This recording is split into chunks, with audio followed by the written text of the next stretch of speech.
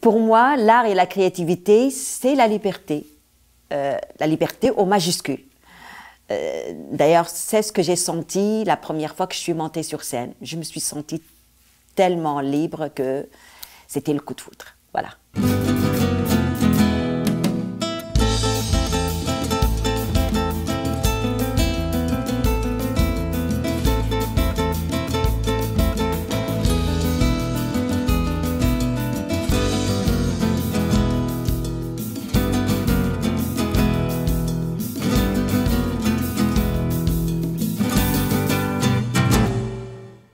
Cher public, bienvenue à une autre émission de l'art et la créativité.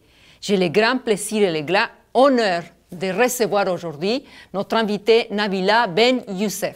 Bonjour Nabila. Bonjour. Très contente de t'avoir ici dans l'émission. Moi aussi, je suis très contente d'être là. Vraiment, t'es généreuse, t'es géniale d'être là. Vraiment, ça me touche beaucoup. Je t'en prie. J'avais le plaisir de te connaître. Je tenais à que tu viennes à cette émission et merci d'avoir accepté l'invitation.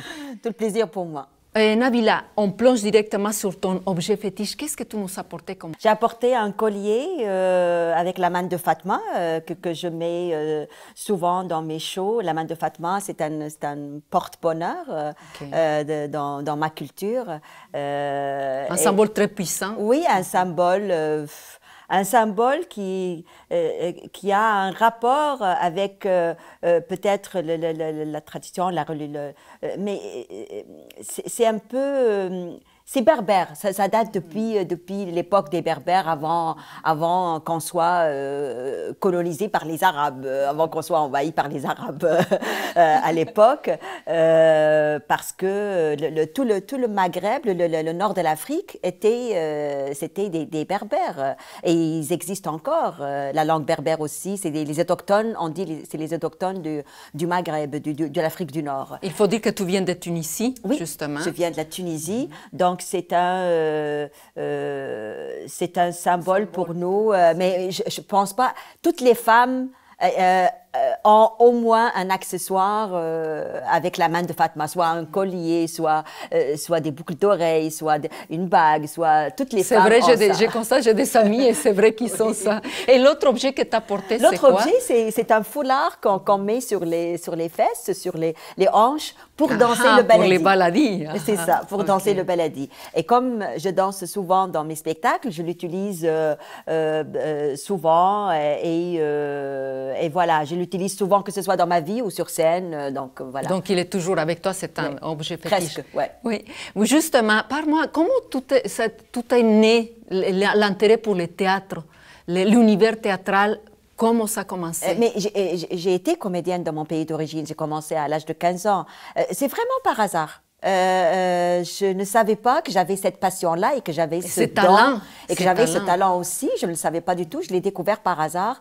C'est une collègue à l'école, c'est dans les parascolaires. On avait du théâtre au lycée qu'on appelle, donc au secondaire. Une chance que tu avais ça. C'est ça.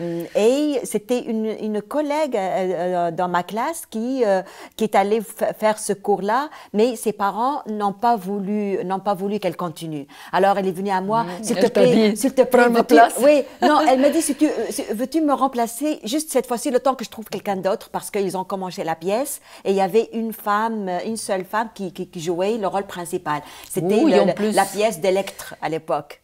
Et le rôle principal, on te l'offre à toi tout de suite. Justement. Mon Dieu, alors, je lui ai dit, écoute, juste pour cette fois-ci, parce que moi, j'étais une fille très, très brillante à l'école et j'étais très sérieuse et je ne voulais pas me divertir avec quoi que ce soit. Et je sais que tu étais timide aussi. J'étais un peu timide. Alors, quand j'ai essayé ça pour la première fois, c'était le coup de foudre, parce que avant le théâtre, je faisais de la danse. La danse... que tu as appris à l'école ou bien seule, au conservatoire là-bas, j'ai fait de la danse moderne, j'ai fait de la danse classique avant, mais la danse baladi, j'ai jamais pris de cours, je l'ai vraiment appris toute seule, comme ça, en regardant les danseuses orientales, les danseuses égyptiennes à la télé, dans les films. J'ai appris en regardant, vraiment en regardant. Et comme je pense que quand on a un don, un talent de bouger, t'exprimer avec la danse. Vite, voilà, on apprend vite, que ce soit la danse ou le théâtre, ça a été le cas pour moi. Et j'ai été autodidacte, que ce soit le théâtre ou la danse. Donc c'est comme ça que j'ai commencé à l'âge de 15 ans à l'école avec le théâtre scolaire. Après ça, on a formé une troupe amateur. Comme c'était de théâtre engagé, politique, ils nous ont censuré. Comme d'habitude, ils nous ont arrêté engagé, la troupe. Voilà. Et après, je suis allée habiter à Tunis, la capitale, parce que moi, je suis née à Sfax. C'est la deuxième, considérée comme la deuxième capitale.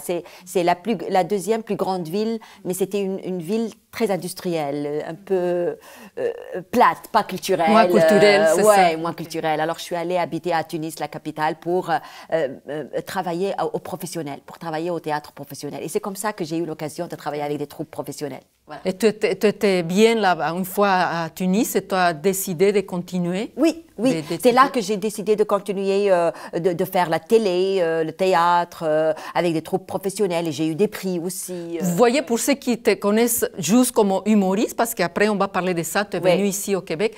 Tu étais déjà une comédienne. J'ai même lu qu'on t'a offert 2 bons rôles et que tu as eu des prix, des mentions déjà comme comédienne. Oui, mais moi j'ai fait l'humour par désespoir de jouer au théâtre, par désespoir de trouver des rôles. C'est comme ça que je me suis dirigée vers l'humour. Parle-moi de ça justement. À Québec, comment tu t'es retrouvée à Québec? Ça fait 20 ans? Oui, je me suis essayée pendant 5 ans. Je ne savais même pas que ça existait, qu'il y avait une école de l'humour. À Québec, oui, à Québec, à Montréal, quoi. Parce que c'est seulement ici qu'on trouve école de l'humour. Ça n'existait pas nulle part. Donc, c'est unique. C'était pour moi une surprise. On apprend l'humour, on apprend à être comique à l'école. Ah oui. Alors, donc, pendant 5 ans, je me suis essayée à passer des auditions. J'ai pris des agents. C'était le désespoir total. Déjà, il y a 20 ans, c'était très difficile. C'est encore difficile maintenant. Alors, imagine, il y a 20 ans. Même maintenant, on t'appelle souvent pour faire l'arabe de service, pour faire des petits rôles. Je n'ai jamais joué un rôle qui dure plus qu'une journée ou deux jours maximum. Tu vois. Alors, tu te dis, je vais faire mon école de l'humour? On m'a conseillé. Je suis allée dans une formation. Il y avait à un moment donné une formation d'annoncer dans le journal, dans le Voir, oui, une formation de gestion de carrière artistique à temps plein, intense, pendant 3 mois. Et c'était le centre d'emploi qui l'a subventionné. Et donc, ils l'ont fait. Je suis arrivée, moi, je suis arrivée dans ma vie dans plusieurs choses des premières fois. Comme par hasard, là? J'ai toujours été pionnière dans des choses comme ça. Donc, par hasard, elle a existé. Ils l'ont essayé cette année, puis ils l'ont enlevé après. Parce que ça n'a pas fonctionné. Non, c'est juste que il faut investir beaucoup d'argent là-dedans parce qu'on était plusieurs artistes de plusieurs disciplines et c'était vraiment très intéressant. Donc, c'est là, à la fin de cette formation, ils nous demandent de faire un spectacle pour savoir comment produire un spectacle, comment faire les subventions, de A à Z. Et chacun présente quelque chose dans sa discipline. Et moi, par hasard, ce qui est sorti, c'est un monologue d'humour. Oh. C'est toi qui as préparé tout. Oui, c'est moi qui ai écrit et tout ça. On m'a dit tout de suite, il faut que tu ailles à l'école de l'humour en me voyant, parce que c'est moi qui ai ouvert le spectacle avec ce numéro-là. Ah, on t'a trouvé bonne, là. Voilà. Quand ils ont vu que la réaction était très bonne dans la salle et tout, c'était au Lion d'Or à ce moment-là, et on m'a dit tout de suite, il faut que tu ailles à l'école de l'humour. Ah, il existe une école. C'est là que j'ai appris. OK. Et tu as dit oui, Et j'ai auditionné, mais je n'étais pas vraiment certaine d'être acceptée, parce qu'il y avait un gros décalage d'âge entre moi et les C'est ça qui m'a fascinée, parce que tu as vu beaucoup de décalage. Tu avais dit que tu es une femme. J'avais 37 ans. C'est ça, 37 ans. Alors que les étudiants qui étaient avec moi avaient entre 18 et 20 ans. Oui. Donc, c'était vraiment trop difficile. C'était trop intense. Et heureusement que on a cette chance, que tu as eu cette petite déviation, comme on peut dire. Oui. Et là, tu es devenue la grande humoriste que tu es. Mais parle-moi justement tes spectacles, comment tu les prépares aussi? Est-ce que c'est difficile? Est-ce qu'il y a des parties à respecter ou c'est spontané? Est-ce que tu as une préparation? J'avoue que c'est très difficile dans mon cas. Dans mon cas, parce que premièrement, je ne fais pas de l'humour facile, je fais un humour quand même politique, social. Oui, très social, très réfléchi. Engagé. Oui, très réfléchi. Et ça demande beaucoup de réflexion et beaucoup de recherche. Pour ne pas, parce qu'il faut quand même que j'ai des références crédibles. Crédibles, parce que sinon, je peux être attaquée. Si je parle de ma culture, si je parle de l'islam, des musulmans. C'est ça que j'ai beaucoup de respect pour toi, Nabila, parce que tu es très intègre avec toi, très authentique. Et tu dis les choses que tu sens. Oui. Moi, parfois, je dis « Aïe, Nabila !» Je dis les choses directement parce que j'ai toujours été comme ça. Surtout avec l'intégrisme, c'est dans ma nature. Mais tu es très intègre. J'ai toujours été comme mon ça. Chapeau. Et c'est un peu pour ça que j'ai fui mon pays d'origine. J'ai fui, c'est pour fuir l'hypocrisie, c'est pour fuir le malentendu. J'ai toujours été directe dans mes propos et j'étais souvent punie à cause de ça. Parce que je disais les choses directement, je disais ce que je pensais. Et je me suis dit, puisque je suis comme ça, alors il faut que j'en profite de ça pour le faire sur scène. Tout à fait. On se rappelle de toi, les passages que tu as fait à Tout le monde en parle en 2006. Justement. C'est incroyable. Tu as dit tout ce que tu devais dire. J'ai dit tout et ça dérange beaucoup quand on dit les choses, quand on dit franchement, quand on dit les choses franchement et quand on n'a pas de tabou et quand on dit ce qu'on pense, ça peut déranger des fois. Ça peut déranger et on peut faire des erreurs aussi parce que ça ne plaît pas à tout le monde. Je sais, mais je respecte comment tu es intègre avec toi-même. Et puis, tu as écrit déjà 2 Woman Show, mais tu écris le 3e avec Monsieur Sévigny. Oui, je suis en train de rôder le rodage et écriture de mon 3e show, de mon 3e spectacle. Donc, j'ai sorti le premier, c'est Arabe et Cochon Bio, et le 2e, c'est Drôlement Libre. J'étais avec Juste pour rire. Le premier spectacle, c'était avec Avanti, la production Avanti. C'est une très grosse production aussi, ils sont très connus. Et j'ai... Juste pour dire que c'est important de travailler, comme tu dis, en équipe aussi. C'est ça. Oui, dans l'humour, c'est très difficile de travailler seul. Maintenant, je trouve, je suis en train de voir la difficulté maintenant parce que pour l'instant, j'ai une toute petite équipe. Pour l'instant, je n'ai pas encore trouvé un producteur pour mon 3e show. On cherche un producteur, s'il vous plaît. Écoutez. Donc, c'est très difficile parce que c'est une machine, l'humour. Ce n'est pas comme le théâtre. C'est une machine et tous les humoristes, pas tous, mais quand tu as une machine derrière toi, elle va te pousser, elle va te trouver des opportunités, elle va te défoncer les portes et puis tu te sens plus en assurance, tu te sens plus en confiance. Et ça t'ouvre les portes. Ça t'ouvre plusieurs portes. Et aussi, malheureusement, comme les médias, tout le monde fonctionne comme ça, les médias aussi fonctionnent comme ça. Si tu n'as pas de producteur, tu n'as pas une grosse équipe derrière toi, oui, ça peut être plus difficile. Ça peut te fermer plusieurs portes. Donc, mais tu es tellement créative là, que personne ne va arrêter engagée comme tu es, la femme que tu es, la battante. Il n'y a pas juste des avantages quand tu as des producteurs. Il y a aussi des inconvénients. Parce que c'est trop intense, tu dois tout le temps te prouver, tu dois tout le temps courir, tu dois tout le temps... et je l'avoue, mes 2 productions, mes 2 spectacles que j'ai faits, ça a toujours été trop précipité. Je ne rôdais pas assez. J'ai jamais pris le temps dans ces 2 spectacles-là de bien rôder.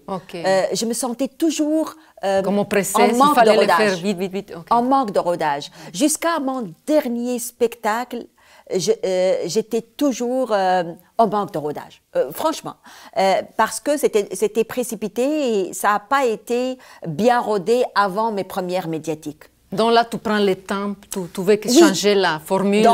Dans ce troisième spectacle, j'ai décidé de bien prendre mon temps. Bravo, Premièrement, Nabila. parce qu'il y a beaucoup plus d'attentes pour un troisième spectacle. Tout à fait. Et j'ai pas envie Et en te connaissant aussi, voilà. on s'attend aussi. Voilà.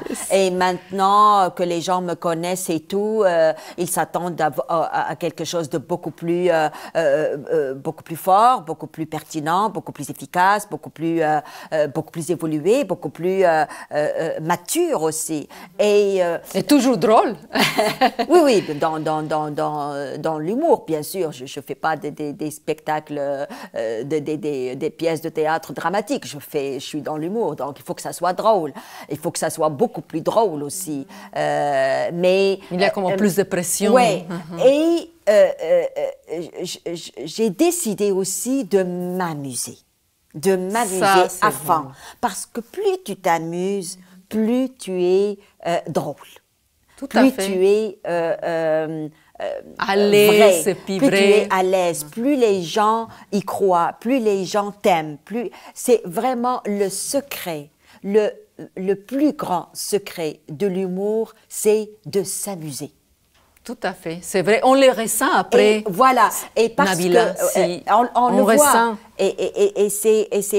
et parce que je me sentais pas assez rodée dans les 2 derniers spectacles, que je ne m'amusais pas vraiment. Et c'est ça qui me manquait dans les 2 derniers spectacles, tu vois. Parce que quand tu n'es pas bien rodée, tu ne te sens pas très à l'aise, tu ne te sens pas très en confiance, tu ne te sens pas... Et moi, mon but de ce métier-là, c'est d'inspirer les autres, c'est d'inspirer les jeunes. Il faut le dire pour que les jeunes... Apprennent de toi. Apprennent, oui. Apprennent à faire les choses mieux, à faire mieux. Ma belle Nabila, le temps a filé, mais oui. on revient après la pause pour la suite. D'accord.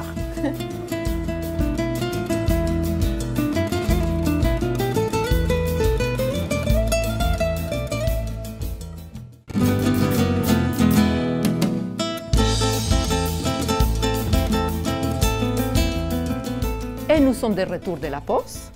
Et je vous laisse avec la prestation de Nabila Ben Youssef.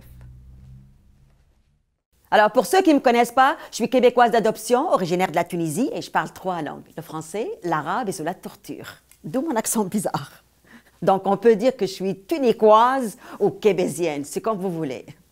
Mais je viens d'un tout petit village pas mal reculé en Tunisie.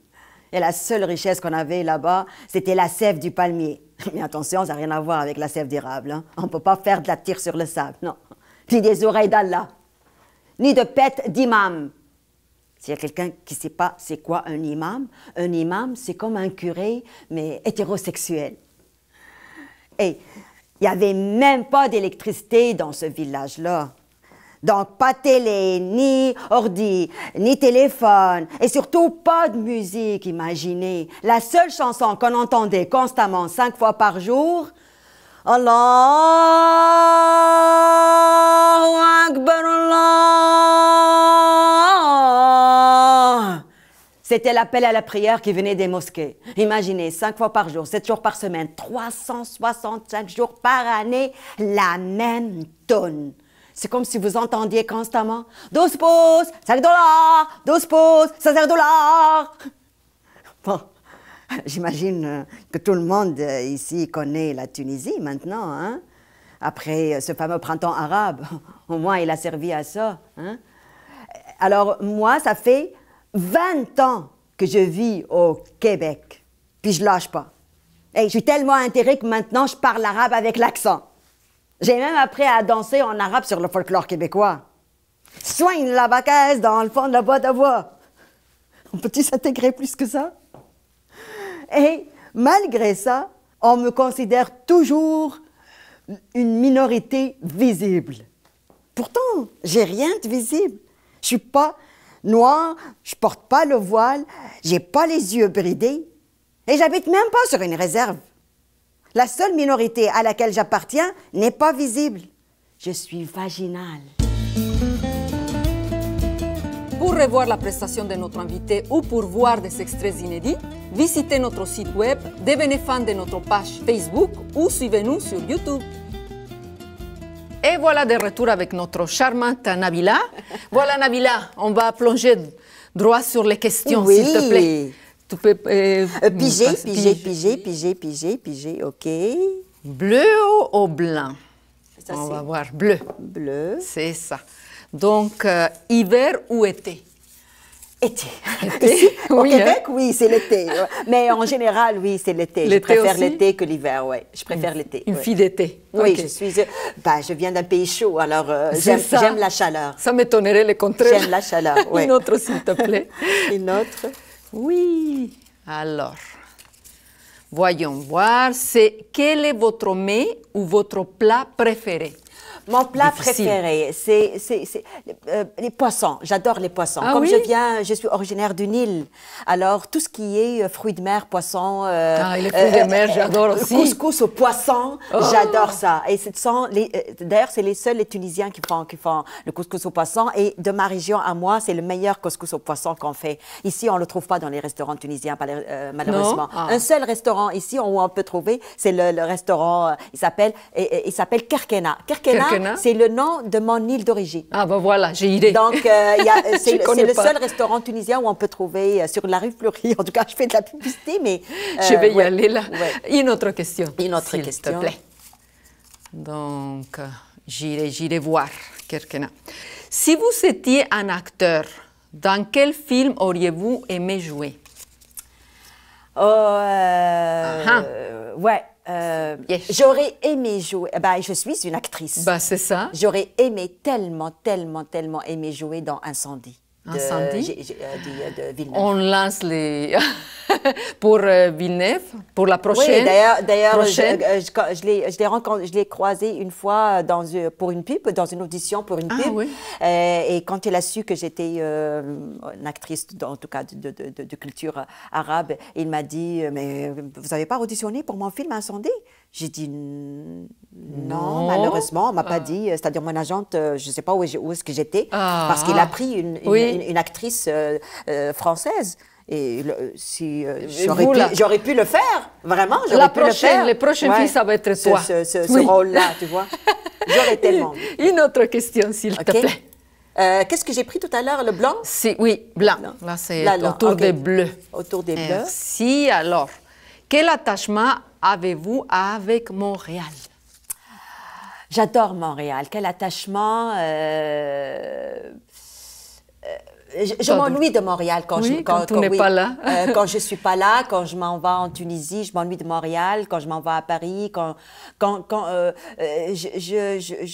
ça te manque. Oui, et d'ailleurs, c'est ce que je connaissais du Canada, c'est Montréal, tu vois, avec les Jeux olympiques de Montréal. Oui, c'est comme ça que j'ai connu. Et tout ça. Oui, c'est comme ça que j'ai connu Montréal. Et ça a resté dans mon esprit.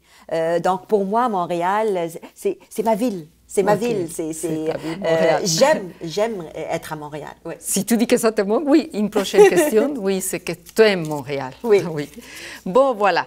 Plus jeune, quelles étaient vos idoles? Mes idoles de l'humour? Oui, d'humour, ou bien. J'étais une grande fan de Coluche. Coluche, ok. J'adorais Coluche. Oui. Il est engagé comme toi, hein, aussi. Tous les humoristes, tous les artistes qui font de l'humour politique et social, je les aimais. J'aimais Guy Bedos, Raymond DeVos. Raymond DeVos, et quand je suis venue au Québec, quand j'ai découvert, j'adorais Sol, Yvon Deschamps. Les grands, là, tout. Oui. Toi, t'as les grands, là. J'étais aussi une grande fan il faut le dire, Dieudonné. Peu importe ce qu'on dit de lui, peu importe ce qu'il a fait, ça reste que c'est un très grand humoriste et il me fait plier de rire quand je regardais ses spectacles. Donc, je me suis inspirée de ces humoristes-là. C'est des belles inspirations que tu as là, vraiment. Là. Ouais. Une dernière, mais pas la moindre. Voilà. OK, donc, salé ou sucré? Salé. Salé? Salé. Donc, salé, ville, oui, nuit, oui, salé parce que ça marche bien avec le vin. Oui, c'est vrai. Et là, ma belle Nabila, j'aimerais te demander, quelque chose que je n'ai pas fait tantôt, la danse, pourquoi tu l'introduis dans tes performances, dans tes prestations? Parce que pour moi, cette danse-là, la danse Baladi, oui, la danse orientale, ou la danse, elle a plusieurs noms, la danse du ventre. Parce que pour moi, cette danse-là, elle est très libre. Elle représente pour moi la liberté. Et ça montre une femme qui s'assume bien dans son corps et qui n'a pas peur de bouger, de parler, oui, justement, de s'exprimer. Qui s'exprime librement, tu vois. Et aussi parce que comme je chante pas, et presque plusieurs humoristes ici chantent parce qu'il y a de très belles voix au Québec, il faut le dire. Ah oui. Oui, il y a de très bons chanteurs.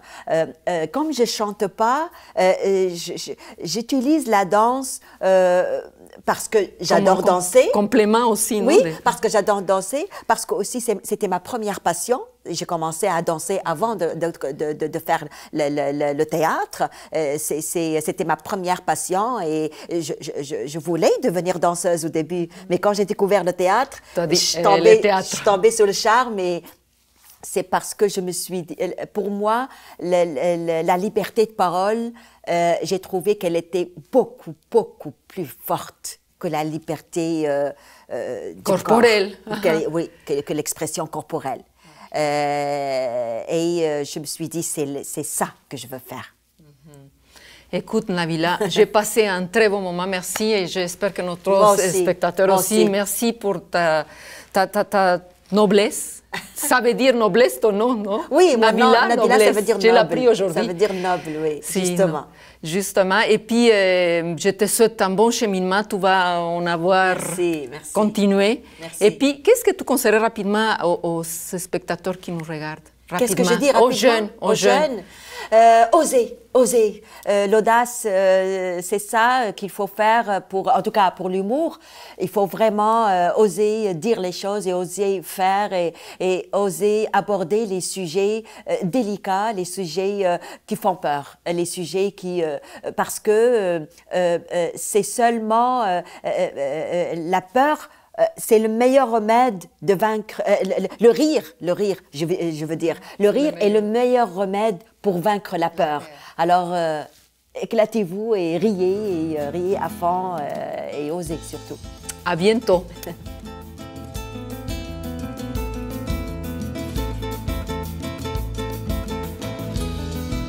Le rire est libérateur et le meilleur remède pour vaincre la peur. C'est bien pour ça que j'ai persévéré dans l'humour et j'ai pas lâché, malgré toutes les difficultés.